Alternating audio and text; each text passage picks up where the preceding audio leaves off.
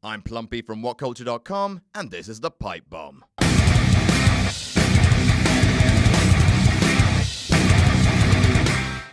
So I'm going to start right off the bat by saying it's true. You pay your money, you can chant whatever you want. And so far, the social contract has done a pretty good job of making it so we haven't had overtly racist chants on SmackDown Live or anything crazy sexist on Monday Night Raw. Well, apart from those "You Suck" Cena chants people did at Nikki, that was a good little day for humanity. Great job. I also acknowledge that the lion's share of the responsibility for controlling their own crowd is on WWE. It's their job to provide entertainment that spikes fans' reactions of elation and hatred and craft a soundbite-heavy dialogue with the audience that encourages participation and interaction. Such things make an audience in the Smoothie King Center or wherever they are feel like they matter. If WWE fails to create compelling drama or rolls out cheesy dialogue or predictable, unpalatable stories, then the encouragement of the WWE universe to make their voices heard will backfire on them, and they should accept those consequences. After all, I don't think the vast majority of fans pay hard-earned money to attend a show with the intention to wreck it. The maxim of crowd sport is simply this: make us cheer or we won't. However, the WWE is unique because unlike basketball, football, even UFC, where it doesn't make the slightest difference to the outcome what the audience is chanting, in professional wrestling, the reaction of the fans is often crucial to a storyline success. If a tree falls in a forest and no one chants "this is awesome," then did it even happen? A bad angle creates a dead crowd, and crucially,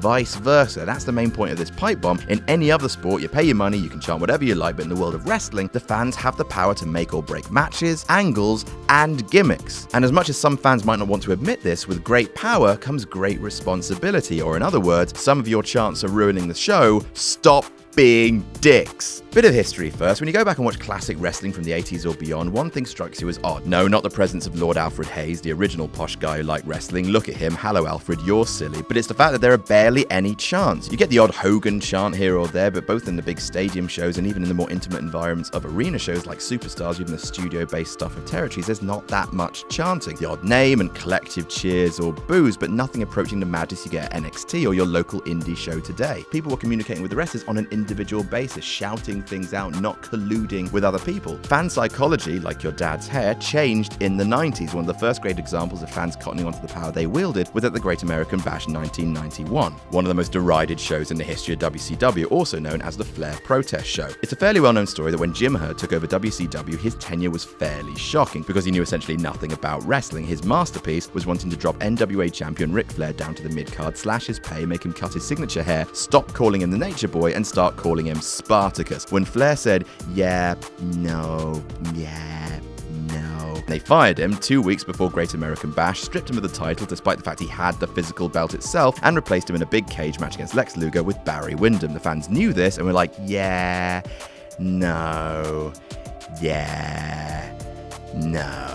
The fans destroyed the show, especially the cage match, with loud "We Want Flair" chants ringing out across the broadcast. So far, so CM Punk, right? But you have to understand, this kind of fan revolt didn't happen back then. Fans didn't hijack the broadcast with the redness they do now today. The Office had fired Ric Flair 2 weeks before one of the biggest shows of the year. It's hard to argue that desperate times didn't call for furious measures. So that was an example of fans taking back control, but there are two other things that rose to prominence in the 90s that served to shift attention and power to vocal fans: the rise of ECW and the rise of the internet. ECW, or Extreme Championship Wrestling, was the punk rock of the wrestling scene. Small, dirty, and angry. It catered to a completely different demographic than the family-friendly WWF of the mid-90s, and Paul Heyman knew that the secret to its survival as a brand was to take those angry, jaded, bloodthirsty teens and adults and remind them that they matter. They were what kept ECW going. They were a family, and as such, they should be heard. Fans would come to the shows and sit in the same seats every single time. They would form this bond together. ECW was a house of rebellion, and one of the biggest things they rejected was the sterile atmosphere of the WWF shows of that era. So began the EC-dub, "You f***ed up,"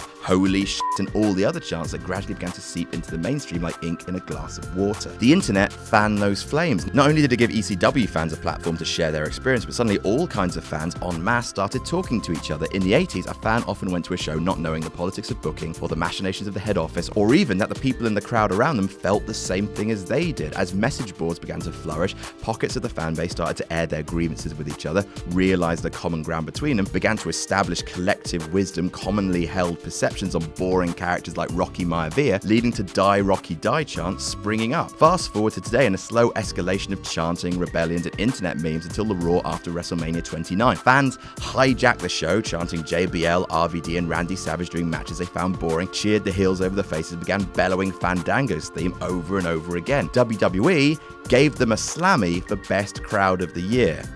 Big mistake. The chants went viral and were validated by WWE themselves, and now, during the Raw after Mania, it's become a tradition for fans to bring beach balls to the show, which is a tradition that can off. WWE have steered into the trend, creating the WWE Universe, encouraging fans to make their voices heard with angles like the Yes Movement, even altered booking based on the unstoppable vocality of Daniel Bryan's chants. Right now, the fans are as entitled in their chanting as they've ever been, but it leads to problems. For example, at TakeOver Orlando, a section of the crowd, section 220, started chanting their own name over and over again because lol, crowd of the year. Problem was, the rest of the crowd then chanted for them to shut the f*** up, and just so entirely happened to miss Aleister Black's finisher in his debut match. No wonder he looked f***ed off. Now, it's obvious why self-obsessed We Are Awesome crowds and people who dick around with beach balls and don't watch the wrestling damages the product, not only for the audience with them, but also at home. That's clear, but even some of the more acceptable chants actively take away from the viewing experience. The What chant, for example, is the bane of a fledgling superstar's life. It's the fucking worst. Everyone's promo time starts somewhere, and it's difficult for anyone to progress in their promo skills if every natural rest is filled with a loud what. For example, look at The Rock. He's one of the best promos going, but in the summer of 1998, when he was just becoming a heel, he wasn't actually that confident on the mic. Some of his promos with DX along with The Nation, they are a little bit stuttery. They fall into, I'm gonna talk,